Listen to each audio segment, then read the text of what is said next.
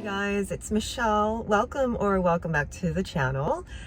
I hope you watched my previous video about what it really is like to drive a Tesla Model 3. So I have the base model Tesla and it's such a fabulous car. I love driving it. But one of the things I wanted to talk to you guys about today is reasons for getting a Tesla even if you don't have a home charger and how I get around that issue. Now this, I know, is a huge limiting belief for people who are interested in driving a Tesla, but you may live in an apartment or a condo and you don't have a garage where you can install your own charger. So that is the case with me. But I've had this limiting belief about the Tesla probably since it started to become popular a few years ago, of like, that's not even something I can consider because I live in a condo. Gas in California, now I know gas nationwide, the gas in California just started to get more and more expensive, and I was paying a lot for gas. I don't drive a whole lot, but I was driving a Mercedes C300 and it definitely takes up a good amount of gas. So I really wanted to consider an electric vehicle. I had to raise that limiting belief of like, well, other people do it, why can't you? A huge reason for not installing the charger in my home is that there is this extensive network of superchargers. I happen to live, I live in the suburbs, but it's still a major city where a lot of people drive Teslas. Okay, when I looked into the rules of installing the charger in my condo, I actually deducted that it just wasn't worth it. But what they wanted me to do was provide the blueprints and have it installed and then have it insured under the condo association name, which I wasn't willing to do. So it was more trouble than it was worth, especially knowing that there are literally 2 superchargers around the corner from my house. So like, we're talking less than 2 miles radius from where I live. There are at least access to 2 superchargers, and if I didn't want to go in that direction, I could go head toward the mall where they also have not superchargers, but they have ChargePoint and EVgo, I believe. So there's at least 2 different charging stations that I could take advantage of. Because I purchased my vehicle in 2020, I have unlimited charging until the end of 2021. So I have been taking full advantage of it. I thought I would do that and just, you know, drive the car for a while and see if I need to install that charger, then I will. So far, so good. I have not needed to install the charger. Now, I'm sitting here in the furthest point that I would drive on any given day, which is 13 miles from my house. So 13 miles round trip would be 26 miles, and then give or take a few for errands is really the most that I drive. If I were taking a long commute, more than 30 miles one way, then I see that I would need to charge at home. But as it is, it works perfectly fine. It's literally just like getting gas. So I'm going to show you my screen right now. I'm at 86 miles, which can still last me throughout the day. I could charge if I wanted to. See that right there? There is a charging station, and that's a very convenient charging station for me. It shows a little clock, so if I click on that, it's going to say, oh, long wait. So either that means there's a long line of cars, or everybody who just parked in that station just parked. Because sometimes it will say short wait or medium wait. So it would actually know, like, if there are cars ready to be done and ready to go, it will say short wait. So if I didn't want to go there, I could also go, oh, that just said 3, and now that became wait as well. Let's see. So this is a short wait. Other things that will show you: idle fees up to $1 per minute. That means like when the car tells you it's ready to stop charging and your phone will tell you, then go get your car and move it so that somebody else can use the charger. Okay, so this is Saturday afternoon, and like, I usually hate doing errands on Saturdays for obvious reasons. Best time to charge for me is in the morning, typically before 9 a.m. on weekdays. For me, is the best time to charge the car. I drop off my daughter to school and then head straight for the charger. I did notice, so we're in October now, I did notice last month there was an influx of cars. So I was like counting, I'm like, yep, there must have been a delivery.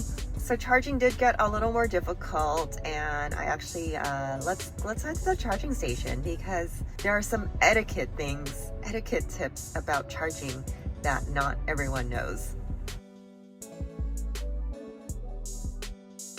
Some of these Tesla charging stations are so filthy because people just leave their trash on the floor. Now, I had published a short about this and got a lot of hate of people saying that's not a Tesla station, you don't know what you're talking about, which just blew my mind because I was like, yeah, I'm the one holding the camera, so I know. But the point is, it's like, just because you drive an electric vehicle, there's other things you still need to do to save the earth. Like, don't throw your trash on the ground, or use a reusable mug instead of your Starbucks cup or the boba cups that I see on the ground at the charging station. So anyhow, let's go visit our charging station and you'll see what I'm talking about. Okay, so here's another angle. This is what I showed on that short where people gave me so much hate, like, you're not at a charging station, the wind blew the trash. Nope, it's a charging station. There's plenty of cars here, and there's plenty of trash. Okay guys, so another misconception is that it takes a long time to charge and you have to factor that into your schedule, and it's really not a big deal. I drove by the Costco gas station yesterday and that line was 10 times longer than usual. So how long do you think those people are waiting to get gas? It's the same thing. And like I just mentioned, I don't charge every day. I charge maybe every 2 or 3 days depending on how much I drive, and it's really not a big deal. Like right now I'm at 86 miles. I could charge for 10 minutes and maybe bump that up to 150 miles or so. I'm not sure exactly what that number is, and that would be enough to get me to my destination. Even if I were, like, say I've decided to drive to Santa Barbara tomorrow, I live in Orange County, I wouldn't necessarily be concerned about charging fully before I leave.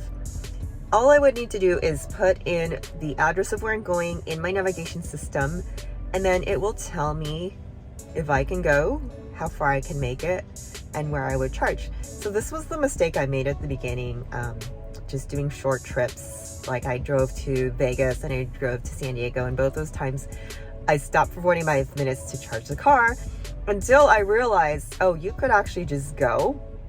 And like, say, for example, from here to Vegas, it will tell you you have enough to get to Barstow. So just drive and stop at Barstow and charge there. So that could actually save you some time, because like it might be a spot where you would need to stop and eat anyways, or something, use the bathroom, or I don't know, stop at Target.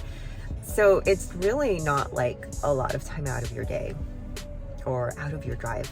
There's another important thing I need to address, because there is a rumor that you are not supposed to solely rely on supercharging because it's going to ruin the battery. So this was one of the questions I brought up with my sales advisor when I did sign up to get the car, and she said, nope, that is false. One of my good friends who owns a Tesla even went so far as to pull off something off the Tesla forum that wasn't even from a Tesla employee. It was just some random guy saying, in my opinion, anyone who lives in a condo or apartment should not drive a Tesla. So all that is false. And okay, so I'm going to tell you some reasons why I chose a Tesla. There are other types of electric vehicles, but clearly Tesla, their technology is so much more advanced.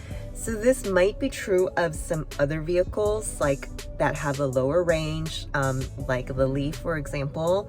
I know my neighbor was having some issues with that. So like, you know, personally, I don't feel like that's a thing. I still get a full charge. And also I don't charge my car fully on the supercharger. Besides, like, what is it anyone's business anyway, how I choose to charge my car?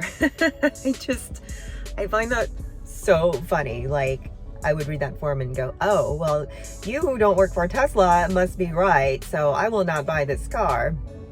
Okay, anyways, other things that naysayers say is like, oh my gosh, the battery is gonna costs so much to replace.